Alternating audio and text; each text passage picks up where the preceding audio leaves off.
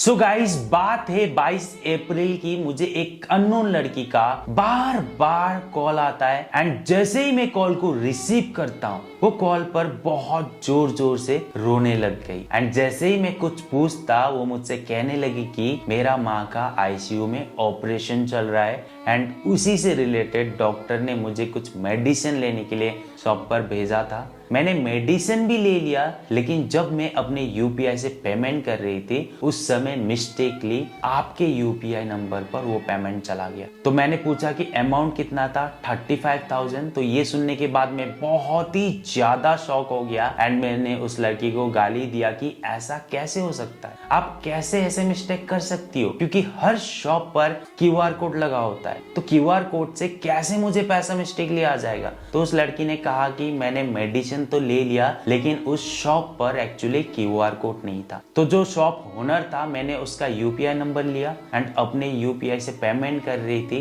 लेकिन जो लास्ट का 2 डिजिट नंबर होता है 98 के जगह मैंने 68 टाइप कर दिया, जिससे आपके नंबर पर वो 35,000 चला गया। सो ये सुनने के बाद मैं बहुत ही ज्यादा शॉक हो गया एंड मैंने उस लड़की को कहा कि ऐसा मुझे कोई भी पैसा रिसीव नहीं हुआ है। जैसे ही ऐसा मैं बोलता हूँ तुरंत मेरे फोन पर 35,000 क्रेडिट का मैसेज आ जाता है। उसके बाद मैसेज देखने के बाद मैंने अपना जो मेन बैलेंस है वो चेक किया, लेकिन जो टोटल बैलेंस था उससे मैं कंफ्यूज हो गया कि वो पैसा आया था या नहीं आया था, क्योंकि मेरा जो सेविंग अकाउंट था उसमें थोड़ा सा पैसा ज्यादा है एंड मैंने बहुत दिनों से सेविंग अकाउंट का बैलेंस चेक नहीं किया, क्योंकि मैं चेक नहीं करता हूँ क्योंकि वो सेविंग अकाउंट है। जो करंट अकाउंट है अगर उस पर आता तो मुझे पता चल जाता था। तो मैंने उस लड़की को कहा कि मैसेज तो मुझे आ चुका है, मैं कॉल पे ही था उस समय, मैसेज तो मुझे आ चुका है बट मुझे नहीं लगता मेरे अकाउंट में पैसा क्रेडिट हुआ है। तो उस लड़की ने कहा कि अगर आपको भरोसा नहीं हो रहा है तो मैं आपके व्हाट्सएप नंबर पर स्क्रीनशॉट सेंड कर देती हूँ। तो मैंने उसे व्हाट्सएप नंबर बताया, तुरंत उसने मुझे स्क्रीनशॉट भी सेंड कर दिया मेरे व्हाट्सएप पर। तो ये सब देखने के बाद मैं बहुत ही ज्यादा कंफ्यूज हो गया एंड फिर से मैंने मेरा दोनों बैंक अकाउंट का बैलेंस चेक किया, लेकिन जो करंट अकाउंट था उसमें तो नहीं आया था, लेकिन जो सेविंग अकाउंट था उसका अमाउंट देख के मैं कंफ्यूज हो गया कि पैसा आया था नहीं आया था।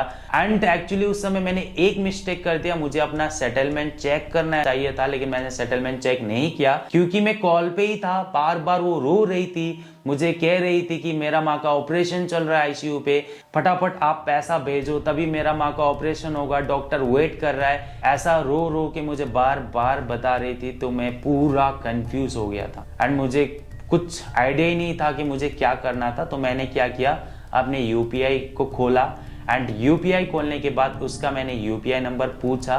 तो जैसे ही मैं यूपीआई नंबर टाइप कर रहा था तो मेरे माइंड पे एक आइडिया आया कि चलो एक बार मैसेज चेक करते हैं। स्क्रीनशॉट तो मैंने चेक किया था, बिल्कुल रियल लग रहा था, लेकिन जब मैंने मैसेज चेक किया तब मुझे पता चला कि वो एक फेक मैसेज था। क्योंकि अगर आपके अकाउंट में पैसा क्रेडिट होता है तो मैसेज कहां से आता है, बैंक से आता है, राइट। लेकिन नहीं, वो मैसेज मुझे उसी लड़की का नंबर से आया था। उस समय मैंने ध्यान नहीं दिया, लेकिन जब मुझे याद आया मैंने चेक किया तो देखा कि उसी लड़की के नंबर से मुझे वो क्रेडिट वाला मैसेज आया था। एक्चुअली उस लड़की ने क्या किया था कि एक क्रेडिट वाला मैसेज को कॉपी करके थोड़ा सा एडिट करके मुझे कॉल पे रहते हुए सेंड कर दिया एंड वो लड़की कॉल पे रो रही थी तो मैंने इतना ध्यान नहीं दिया कि वो मैसेज कहां से आया था। तो ये देखकर मुझे समझ में आ गया कि ये एक तरीके का बहुत बड़ा स्कैम है।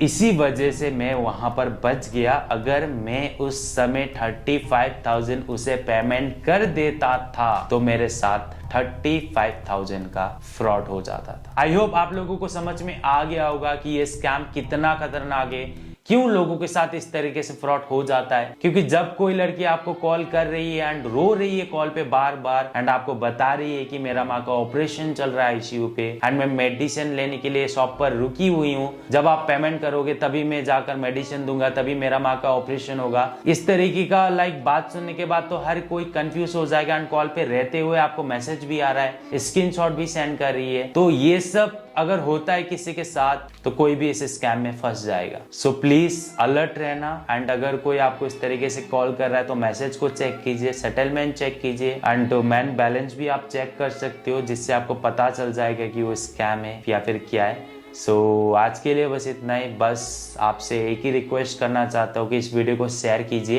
क्योंकि ये स्कैम अभी भारत में बहुत ही नया है, बहुत ही तेजी से फैल रहा है। सो आई होप आप लोग वीडियो को लाइक एंड शेयर कर दोगे। So thanks for watching this video. जय हिंद।